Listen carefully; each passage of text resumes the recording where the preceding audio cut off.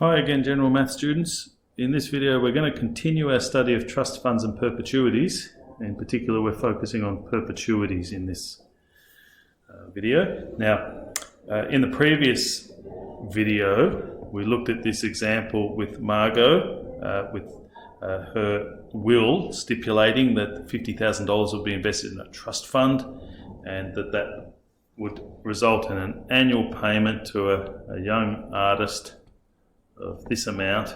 So with the trust fund we use the annuities in arrears formula. Now a perpetuity is different to a trust fund in that it lasts forever. So we use a very simple three variable equation for this, and I just want to give you a picture of how they differ. A trust fund and a perpetuity differ. So we explained in the previous video that if we have a certain amount of money, this blue column or this blue rectangle that can represent the amount of money in a trust fund, then what will occur is that the bank will pay some interest into this fund, so increase the amount in a period, and then will make a payment out to somebody.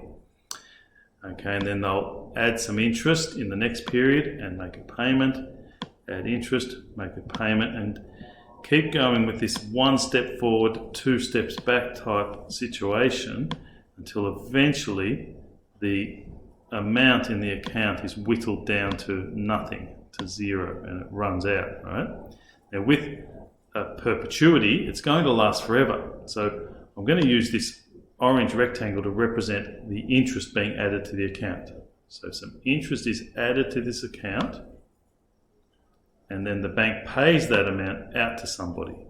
And then the next period, some interest is added to the account, and then it's paid out again. So essentially what they're doing is adding interest to the account and then just scooping that interest off the top and paying it out each period and leaving the original principal in there untouched. So this has the effect of allowing this account to last in perpetuity, forever. So we're going to switch to this version of this question where Margot stipulates that this will be a perpetuity rather than a trust fund. So let's calculate the annual bursary. So we can see that the equation has been rearranged into this form. Right, so that will allow us to calculate the regular payment. That's what we're trying to find. So the amount in the account, the principal, is 50,000, and our annual rate as a decimal is 0.064. So the regular payment is equal to 50,000 times 0.064. Righto, so let's work that out. 50,000 times 0.064. $3,200. So that's a bit less now than if a trust fund was if this was to last for 25 years as a trust fund, which of course was $4,061. But the person or the people who receive this payment each year, this young artist, are not getting any of the original principal. They're only getting interest in this version. But it will go on forever, which means a lot more people will benefit from this bursary. So using the finance calculator, I'll quickly go through this because there's just one little distinction or one little nuance to think about here. And that's with the end value. They say to make it extremely large, right? So they're saying like 10 million years. So if you were to put the number 10 million there, or even a bigger number, or even you could possibly get away with a slightly smaller number like 1 million, but we're just going to say this is going to last for a very long time, then that will suffice to allow the calculator to know that this is going to exist in perpetuity. Okay, so interest rate 6.4% we put there. Present value, so this starts out at $50,000. Now I'm going to make that as a negative because that's money going into the bank in this case.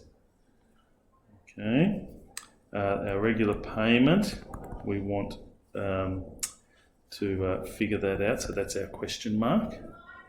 Our final value eventually, well, actually, beg your pardon, we're not going to get to zero. We're saying that this is going to stay the same year on year. So if we were to eventually end this account, that we'd get $50,000 back.